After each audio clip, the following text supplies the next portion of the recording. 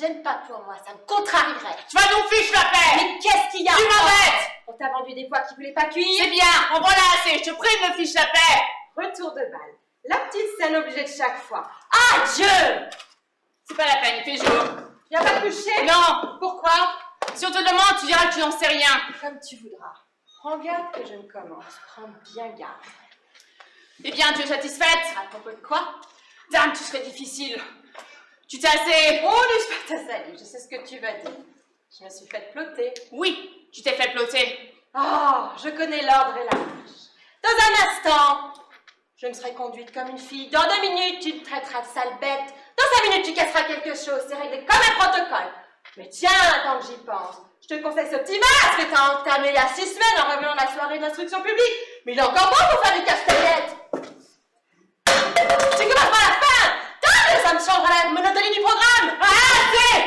N'exagère pas. T'es-tu assez compromise? Sale bête, vous allez voir. Sale bête! Ça y est, tu t'es conduite comme une fille. Parfaitement. Ose un peu dire que c'est pas vrai. Ose-le donc un peu pour voir. Il n'y a pas de danger, parbleu. Tu t'es couverte d'opprobre. Oui. Et tu as traîné dans le ridicule le non honorable que je porte. Navrante histoire. À ta place, j'en ferai une complainte. Tu t'es compromise de la manière la plus révoltante. Oui, je te dis. Et avec un seul teint encore. Oh, car à cette heure, tu donnes dans le pantalon rouge. Ah, c'est du joli, c'est du propre.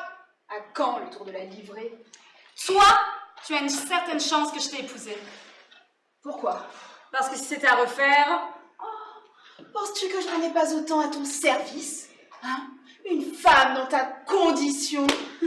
Oh, tu peux rigoler. Se galvauder avec un pouce-caillou, là. D'abord, c'est un officier. Oh, c'est un drôle. Voilà ce que c'est. Et un polisson, et un goujat, et un sot.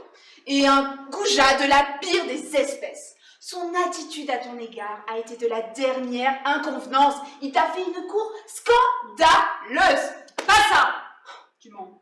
Charmante éducation. Tu mens. Et quand je mentirais? Quand il m'aura fait la cour, ce brin de cour autorisé d'homme du monde à honnête femme? Le grand malheur, la belle affaire. Pardon. Et d'ailleurs quoi? C'est moi qui te l'ai présenté. Il fallait te plaindre à lui-même, au lieu de te lancer comme tu l'as fait dans un déploiement ridicule de courbettes et de salamalek. Mon capitaine par-ci, mon capitaine par-là. Enchanté, mon capitaine, de faire votre connaissance. C'était écœurant de te voir faire ainsi des grâces et arrondir la bouche en derrière de poule.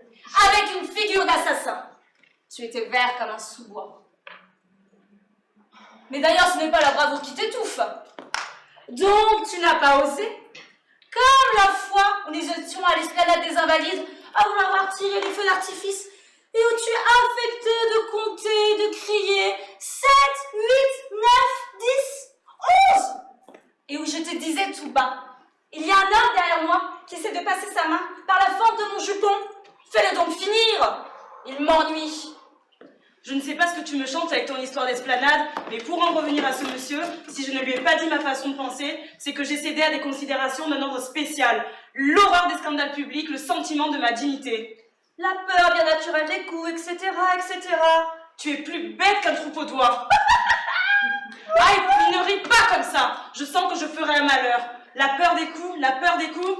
Mais bien sûr, la peur des coups, tu as pas de sang dans les veines. C'est de moi que tu parles? Non, du frotteur. Par exemple, celle-là est raide. Moi, je n'ai pas de sang dans les veines. En 6 mois de temps, j'ai planqué 11 bonnes à la porte et je n'ai pas de sang dans les veines. D'ailleurs, c'est bien simple. Où est l'encre? Je ne voulais pas donner de suite à cette affaire. Ça, je m'en doute. Me réservant de dire son fait à ce monsieur le jour où je le rencontrerai. Mais, puisque tu le prends comme ça, c'est une autre paire de manches. Je vais vous faire voir à tous les deux, à cet imbécile et à toi, si j'ai du sang dans les veines, oui ou non, et si je suis un monsieur qui a peur des coups. Monsieur, votre attitude à l'égard de ma femme a été celle du dernier des goujats et du dernier des paltoquets. Mais ne fais donc pas l'intéressant, tu n'as même pas son adresse. J'ai son nom et le numéro de son régiment. C'est suffisant et au-delà. Ah, pas de sang, c'est du sang qu'il te faut. Eh bien, ma fille, tu en auras et plus que tu ne le penses. Voilà un petit mot de billet dont je ne suis pas mécontent et qui n'est pas, j'ose le prétendre, dans un étui à lunettes. Qu'est-ce que tu attends? Bah la lettre pour la mettre à la poste. Il est 8 heures, la bonne est levée. Voici. Et puis au fait, non, je la mettrai moi-même à la boîte. Je serai plus sûre qu'elle arrivera. À Pâques. À Pâques? Ou à la Trinité, le jour où Monsieur Malbrough rentrera dans le château de ses pères. De l'esprit. Le temps va changer. Il suffit. Tes insinuations en demi-teinte font ce qu'elles peuvent pour être blessantes. Heureusement, la sottise n'a pas de croc. Ta perfidie me fait lever le cœur et ta niaiserie me fait lever les épaules. Voilà tout le fruit de tes peines. Là-dessus, tu vas me faire le plaisir de te taire ou alors ça va se gâter. Je viens me borner en principe à remettre un goujat à sa place par une lettre plus qu'explicite, mais à la condition expresse que la question sera tranchée et que j'entends plus parler de lui. Comment? Voilà un galapia, un traîneur de rapier en chambre qui non seulement manquerait de respect à ma femme, lui viendrait par-dessus le marché semer la dynamite chez moi, troubler la paix de mon ménage. Oh mais non! Oh mais n'en crois rien! Donc tu peux te le tenir pour dit. La moindre allusion à ce monsieur, la moindre! C'est clair, n'est-ce pas? Ce n'est pas qu'une lettre qu'il recevrait de moi. Qu'est-ce qu'il recevrait? Mon pied! Ton pied! Mon pied en personne, si j'ose m'exprimer ainsi. Oh, veux-tu que j'y aille tout de suite? Je t'en défie. Fais attention! Je t'en Ne défie. le répète pas! Je t'en Pour la défie! dernière fois, réfléchis bien à tes paroles. Devant Dieu qui me voit et m'entend, nous nagerons dans la tragédie si je passe au seuil de cette porte. Le seuil! Mais voilà le seuil, et voici la porte grande ouverte. Aglaé! Passe-le donc un peu. Non mais passe-le donc! Passe-le donc le seuil de la porte et va donc lui donner ton pied à ce monsieur. Aglaé! Mais qu'est-ce qui te retient? Qu'est-ce qui t'arrête? Va donc! Va donc! Va donc! Aglaé! Tu me donnes des ordres! Je me pardonne. C'est étonnant comme j'obéis. En vérité, tu aurais seulement 10 ans de moins, je t'administrerais une fessée pour te rappeler aux sentiments des convenances. Qu'est-ce qui m'a bâti une morbeuse pareille? Une gamine, on lui pincerait le nez pour lui en sortir du lait? Qui se permet de donner des ordres de dire va donc à son mari? La vérité, c'est qu'en parlant ainsi, j'ai perdu une belle occasion de garder pour moi des paroles inutiles. Oui, bien. Tu vas perdre une seconde en émettant cette vérité d'une ambiguïté si piquante, car tu le juges comme tel, j'imagine. Trop poli pour te démentir. Oui, et bien le jour où l'esprit et toi vous passerez par la même porte, nous n'attraperons pas d'engelure. Ce qui veut dire qu'il fera singulièrement chaud. Singulièrement chaud, oui, ma fille.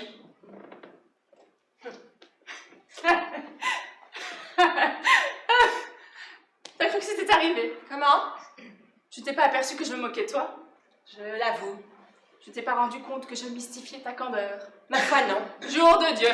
Comme dit Madame Pernelle, tu as de la naïveté de reste. J'en prie, laisse-moi rire. C'est trop drôle. Me voyez-vous? Non mais me voyez-vous, moi, tombant à 8h du matin dans un quartier de cavalerie, le camilla à la boutonnière et tirant les oreilles à ce monsieur devant un escadron rangé en bataille? Ça manquerait pas de chic. Comment donc? Qu'est-ce qui t'empêche de le faire? Rien, une niaiserie, la moindre des choses. Le sentiment le plus élémentaire du devoir français. Le respect de l'uniforme français. Tu vois, ça valait pas la peine d'en parler. Enfin quoi? Bien entendu, mais ça ne valait pas la peine d'en parler.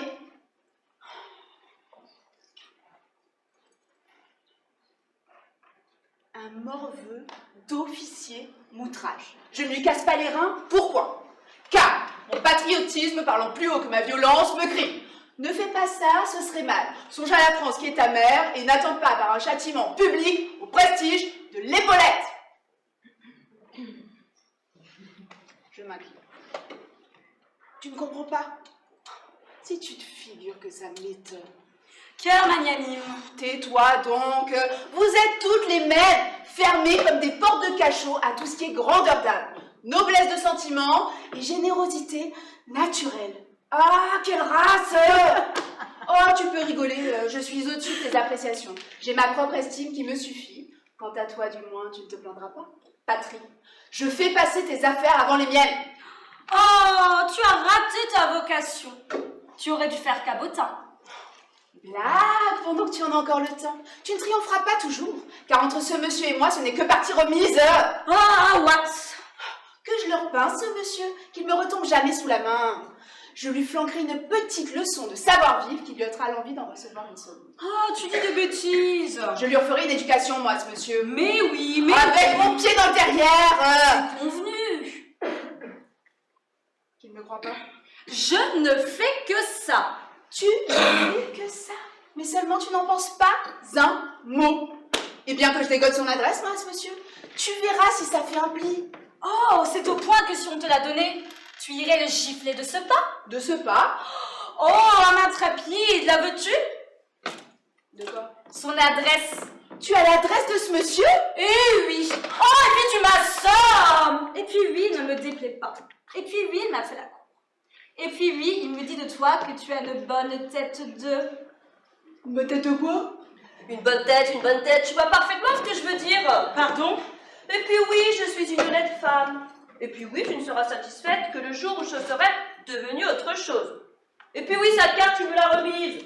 Et sa carte, la voici. Sa carte? Je me fous de sa carte comme de lui-même, ce qui n'est pas peu dire. Tiens, voilà ce que j'en fais de sa carte. Des confettis, polissons, drôles. Et qui a le toupet de donner sa carte à une femme mariée? Et qui se permet de dire que j'ai une bonne tête d'œuf? Si c'est son opinion... Je l'en ferai changer avant qu'il soit là de cochon de lait, et pas plus tard qu'à l'instant même. Qu'est-ce que j'en ai fait, cette carte? Rue Grange Batelière 17. Nom d'un chien, je l'ai égaré, ces choses-là n'arrivent qu'à moi. Rue Grange Batelière 17. Il n'y a de veine que pour la canaille, on a bien raison de le dire. Rue Grange Batelière 17. Quoi, rue Grange Batelière? Quoi, rue Grange Batelière? Est-ce que tu vas me raser longtemps avec ta rue Grange Batelière? Et d'abord, qu'est-ce que c'est que ces façons d'élever la voix lorsque je parle et de causer en même temps que moi? Ce monsieur... Ah, je t'y pince, tu voudrais détourner la question, fine mouche. Moi? Je te prends la main dans le sac, flagrant délit d'impertinence, alors toi, tout de suite, ce monsieur, tu es roué comme une potence, seulement voilà, ça ne prend pas avec moi ces malices cousues de corde à cuir. Pas une minute, fais-toi bien à cette idée-là. D'ailleurs, tout ça, je sais de qui ça vient. Ça vient de quelqu'un? Ça vient de ta mère. Oh bah ça, c'est un con, par exemple. Qu'est-ce qu'elle a à voir là-dedans, maman? Elle a à voir que si jamais elle remet les pieds ici, je la prends par le bras et je la flanque à la porte. Absolument. Quant à toi, je te défends de retourner chez elle, sinon c'est à moi que tu auras affaire.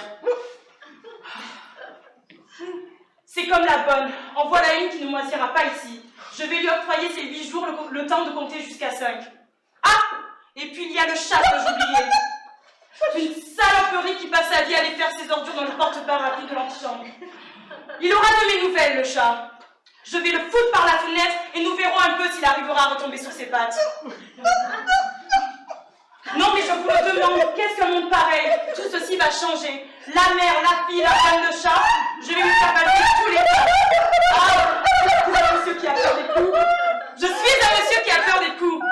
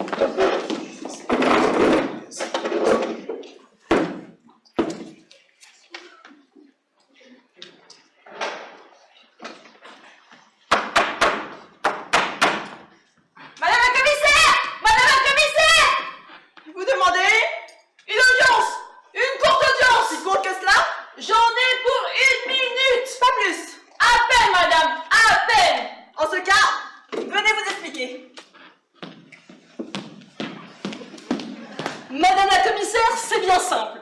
Je viens remettre entre vos mains une montre que j'ai trouvée cette nuit au coin du boulevard Saint-Michel et là où Monsieur le Prince. Une montre. Voyons voir. Voici.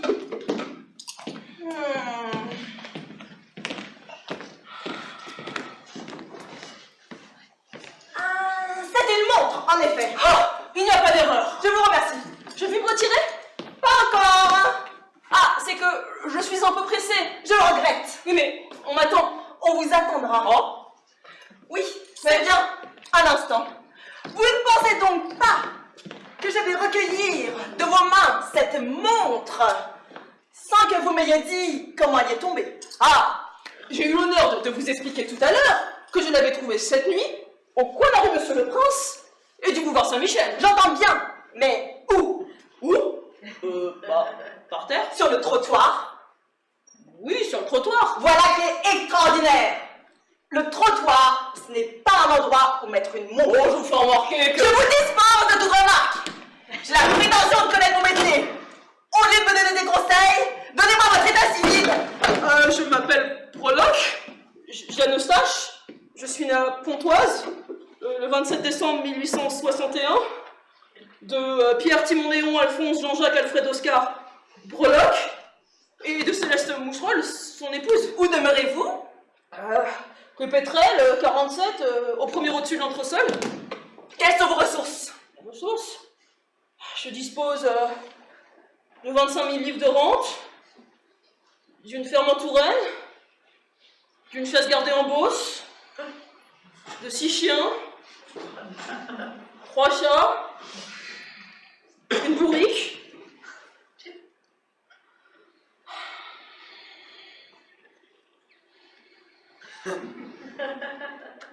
On se lave. Ah, et un cochon d'Inde. Ça suffit! Quelle heure était-il lorsque vous avez trouvé cette montre? 3 heures du matin? Pas plus! Non.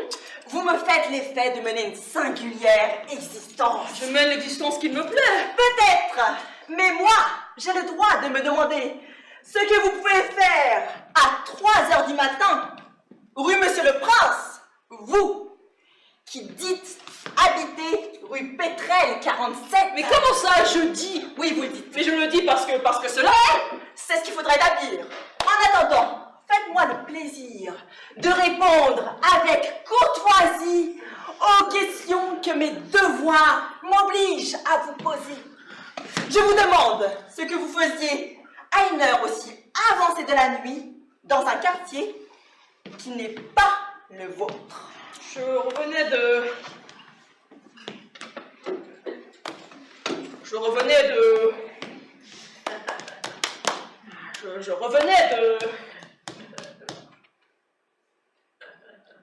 revenais de chez ma maîtresse. Qu'est-ce qu'elle fait, votre maîtresse? C'est une femme... mariée. À qui? Un pharmacien. Qui s'appelle? Oh, ça ne me regarde pas! C'est à moi de vous parler. Je pense! Vous allez changer de langage. Vous me parlez avec un ton qui ne me revient pas, contrairement à votre figure qui me revient, elle. Ah, oui, comme un souvenir. Vous n'avez jamais eu de condamnation. Et vous? Vous êtes un insolent. Et vous êtes une foutue bête! Vous allez retirer cette parole. Non mais vous fichez de moi? Me prenez-vous pour un escroc? D'ailleurs, j'en ai plein le dos à la fin. Vous m'embêtez avec cet interrogatoire. Non mais l'autorité d'une chose pareille? Je trouve dans la rue une montre, je me détourne de mon chemin pour vous la rapporter, et voilà comment je suis reçue. D'ailleurs, c'est bien fait pour moi. Ça m'apprendra à vous rendre service et à me conduire en honnête homme. Ah oui? Ben, attendez de voir, mon gaillard. Je vais vous apprendre à me parler avec les égards qui me sont dus. Mais est-ce que je vous connais, moi? Est-ce que je sais qui vous êtes? Vous dites vous appelez Breloque, je n'en sais rien. Vous dites habiter rue Pétrel, rien ne me le prouve. Mais d'ailleurs, c'est bien simple. La question va être tranchée. Emparez-vous de cette tablette, collez la main au violon. Mais ça va alors, mais c'est pas vous! Allez, allez au bloc, et pas de respétance.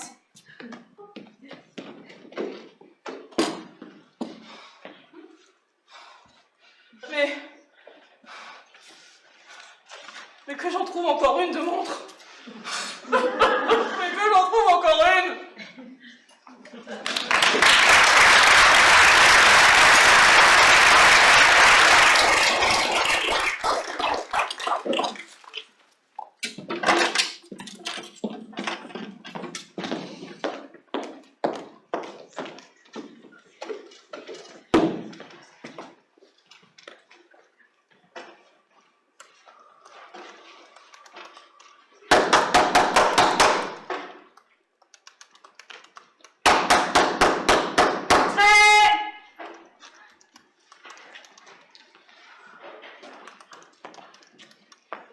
Monsieur le directeur, Bonjour, monsieur Badin. Entrez, monsieur Badin, et prenez un siège, je vous prie. je suis confus. Du tout. Dites-moi, monsieur Badin, cela fait près de 15 jours que vous n'avez pas mis le pied à l'administration. M'en parlez pas. Permettez, c'est justement pour vous en parler que je vous ai prié de passer à mon cabinet. Voilà près de 15 jours que vous n'avez pas mis le pied à l'administration. Tenu au courant de votre absence par votre chef de bureau et inquiet pour votre santé, j'ai fait envoyer 6 fois le médecin du ministère prendre chez vous de vos nouvelles. On lui a répondu 6 fois que vous étiez à la brasserie. Monsieur, on lui a menti. Mon concierge est un imposteur que je ferai mettre à la porte par le propriétaire. Fort bien, monsieur Badin, fort bien. Ne vous excitez pas ainsi. Monsieur, Je vais vous expliquer. J'ai été retenue chez moi par des affaires de famille. J'ai perdu mon beau-frère. Oh, monsieur! Dites-moi, monsieur Badin, est-ce que vous vous fichez de moi? À cette heure, vous avez perdu votre beau-frère.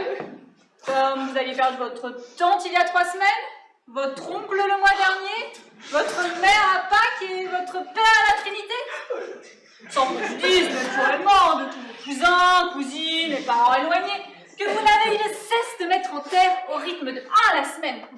Quel massacre! Non mais quel massacre! A-t-on idée d'une boucherie pareille? Et je ne parle pas de le bien, ni de la petite sœur qui se marie 2 fois l'an, ni de la grande qui accouche tous les 3 mois. Monsieur le directeur. Parlez quand j'aurai terminé. Vous êtes ici 3 employés rattachés à l'expédition. Vous, Monsieur Soupe et Monsieur Ferbattu. Monsieur Soupe, on est à sa 37e année de service. Et il n'y a plus rien à attendre de lui que les preuves de sa vaine bonne volonté. Quant à Monsieur Ferbattu, c'est bien simple. Il place des huiles en province. Alors quoi? Il est inouï de penser que sur 3 expéditionnaires, l'un soit gâteux, l'autre voyageur de commerce, et le dernier l'enterrement du jour de l'an jusqu'à la Saint-Sylvestre. Désormais, c'est de 2 choses l'une. La présence ou la démission. Si c'est la démission, je l'accepte. Je l'accepte à l'instant même. Est-ce clair? Si c'est le contraire, vous me ferez le plaisir d'être présente tous les jours sur le coup de 10 heures et ceci dès demain. Est-ce clair?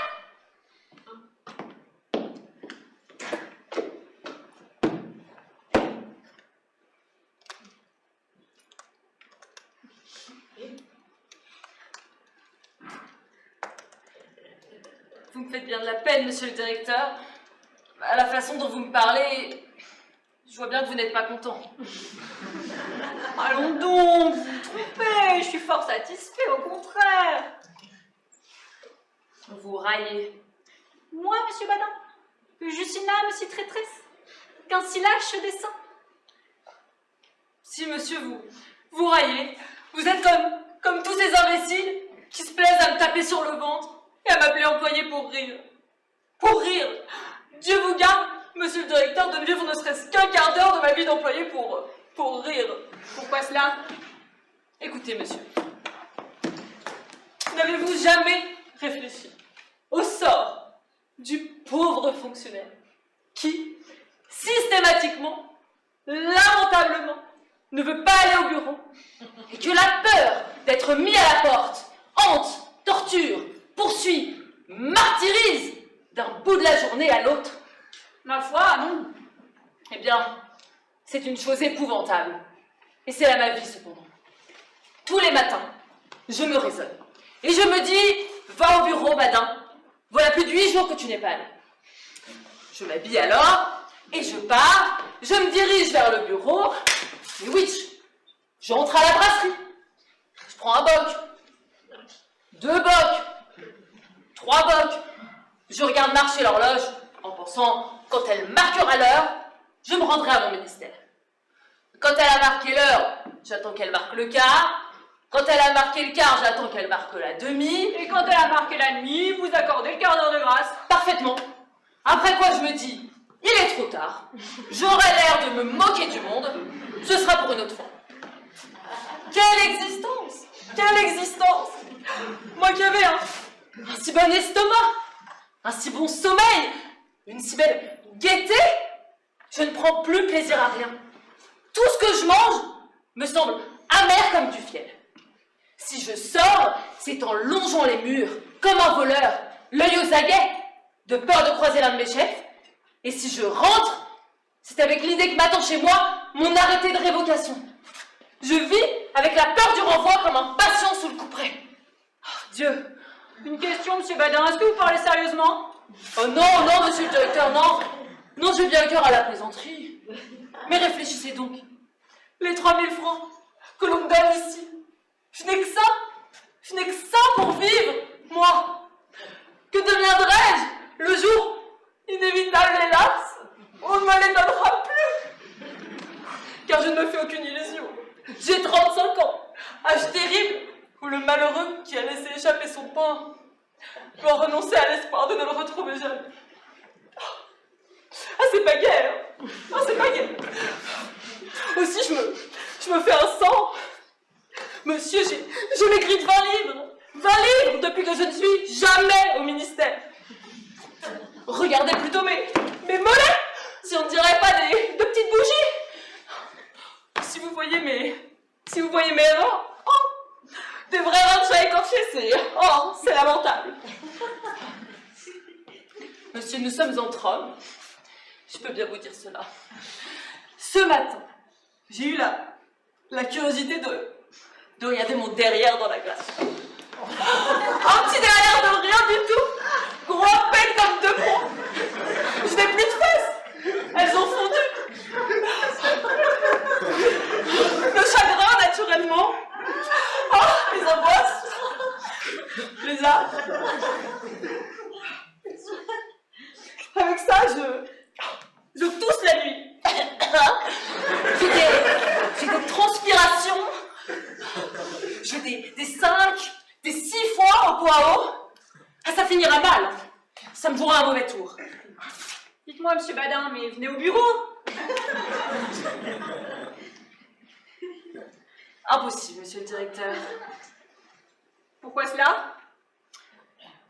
Je ne peux pas, ça m'embête.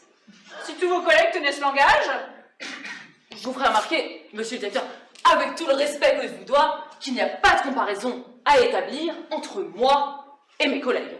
Mes collègues ne donnent au bureau que leur zèle, leur temps, leur intelligence et leur activité. Moi, monsieur, moi, c'est ma vie! C'est ma vie que je sacrifie. Tenez, c'est plus durable. c'est assez mon avis. N'est-ce pas? Absolument. Remettez-moi votre démission, je la transmettrai au ministre. Ma démission? Ah, mais je ne songe pas à démissionner, je voudrais seulement une augmentation.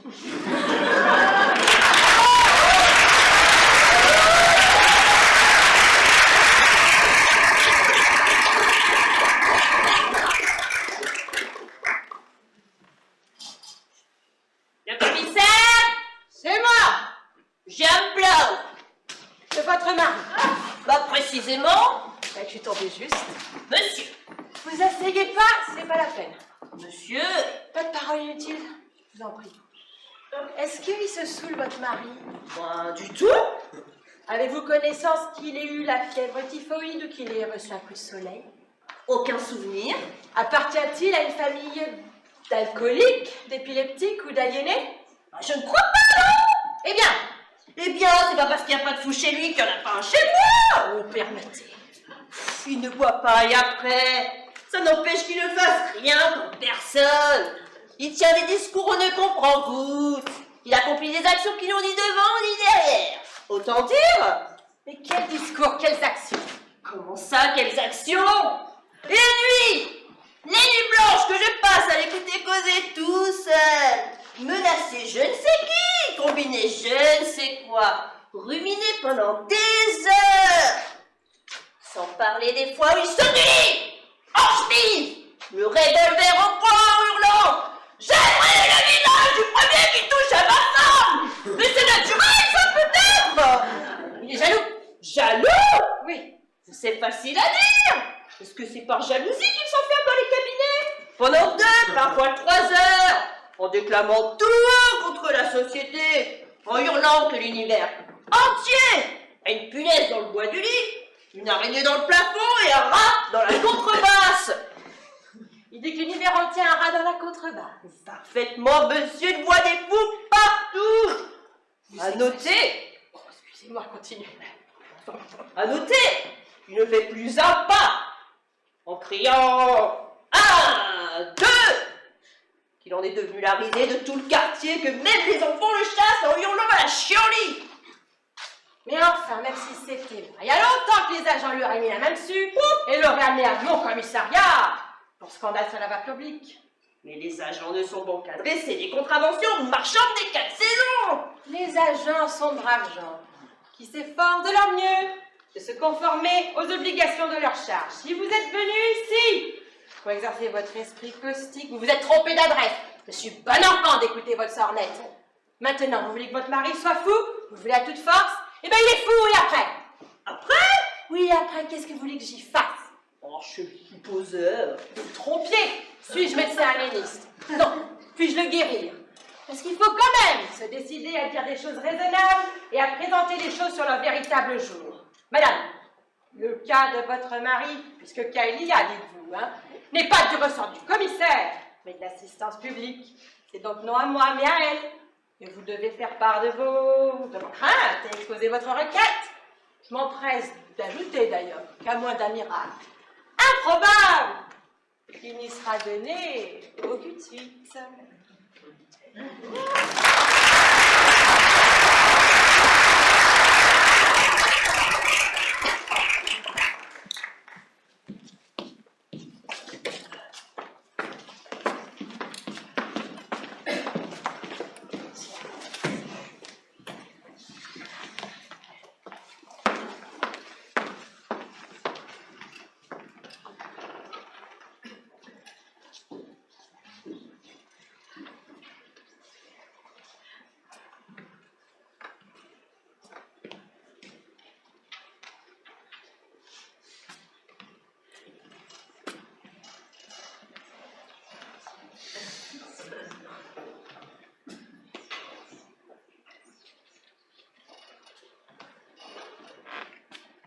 Cet appartement ne me déplaît pas.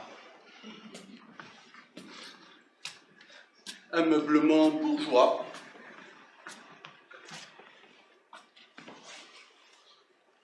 Mais confortable. Bourrelé aux fenêtres et sous les portes. La cheminée qui ronfle comme un sonore et qui tire comme un maître d'armes.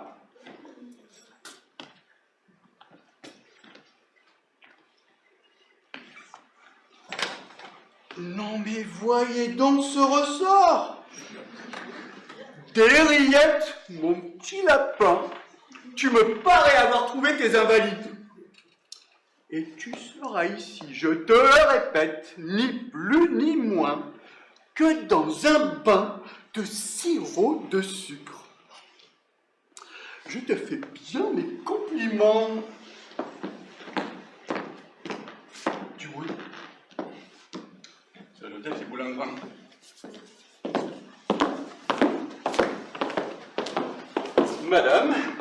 Madame Boulingrin, je suis bien votre serviteur. Et bonjour, monsieur Desriettes. C'est fort aimable à vous d'être venu nous voir. Vous tombez à propos, comme Marie en carême. Ah, j'en suis bien aise. Moi, monsieur Desriettes. Ah, madame. Pardon. Moi d'abord. Non, moi. Non. Ne l'écoutez pas, ma femme ne dit que des bêtises. Que des bêtises. Oui, que des bêtises. Tu vas voir tout à l'heure si je vais pas aller t'apprendre la politesse avec une bonne paire de claques. Espèce de grue. Voyoute. Comment as-tu dit cela? J'ai dit voyoute. Tonnerre. Et puis tu embêtes monsieur. Peux-tu bien le lâcher tout de suite? Lâche-le toi-même. Non, toi. Non. Hé Tu entends, tu le fais crier. Excusez-moi, madame Boulingrin, mais je vois que vous êtes en affaires et je craindrais d'être important. Non. Pas du Au tout. contraire. Cependant. Au contraire, vous dis-je. Tenez. C'est cela, prenez un siège. Merci. Non. Pas celui-ci. Celui-là. Mais grâce. Non. Pas celui-là. Celui-ci.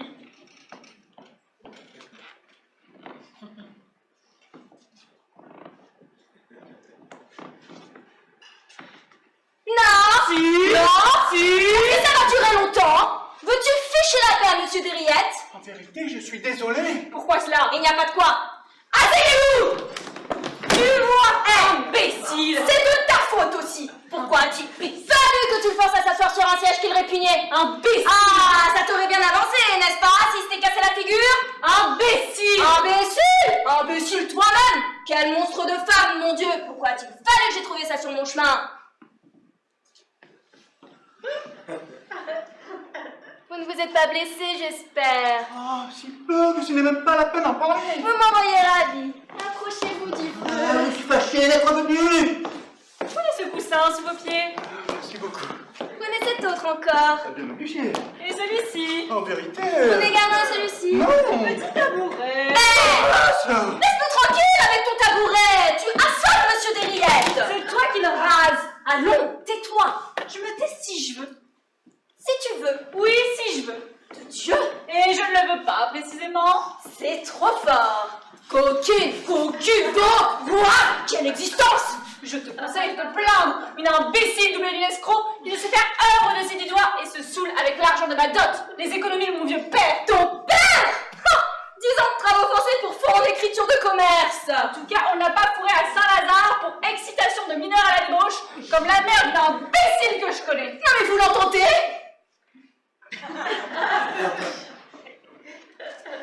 Ne trouvez-vous pas que le temps s'est étrangement rafraîchi depuis une quinzaine de jours? Ne me force pas à rappeler en l'infection de quel cloaque j'étais péché de mes propres mains. Péché? Non mais quelle audace! Je serais curieux de savoir lequel de nous a péché l'autre. Ernestine, silence. Ou je dis tout. Pardon. Madame a raison. Raison.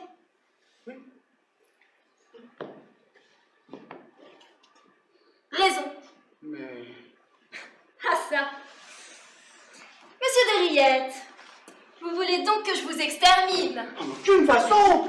Et je vous prierai même de ne rien faire. Certes, je puis le dire à voix haute. Au cours de ma longue carrière, j'ai entendu bien des imbéciles proférer des extravagances. Ça ne me fait rien. Je veux que mon visage se couvre de pommes de terre, si jamais, au grand jamais, où il a pareille insanité. Ah, mais pardon. Raison, Voulez-vous me permettre? raison. Écoutez-moi. Une trique. Qu'on apporte une trique. Je veux casser les reins, monsieur Derriette, car la patience a des limites et à la fin, ceci passe la permission. Comment? Voilà une bougresse, fille de voleur, voleuse elle-même, qui m'écorche, me larme, me fait cuire à petit feu. Une gueuse qui me suce le sang et me ronge le cerveau, le poumon, les pieds, les reins, la foie, la rate, l'œsophage, le pancréas, le péritone et l'intestin. Et c'est elle qui a raison. Voyons. Elle est folle. Mais vous dites qu'elle a raison parce que vous parlez sans savoir, telle une vieille bête que vous êtes. Trop aimable. Mais si vous étiez à ma place, vous changeriez d'opinion. Ah ça, j'aimerais bien vous y voir. Vous en feriez une de bouillotte si on vous mettait à la broche avec une gousse d'ail sous la peau et qu'on vous foute à rôter devant le feu du 1er janvier jusqu'à la Saint-Sylvestre. Comment? À rôter devant le feu? À rôtir. Je ne sais plus ce que je dis. Elle est folle alliée. Fallait gueuse, scélérate, pleine de magie, mais monsieur jusqu'à me manger. Ou elle fout de la morora pour me ficher la colique. Non mais quelle toupette. C'est elle qui met des bouchons dans le vin pour le rendre imbuvable.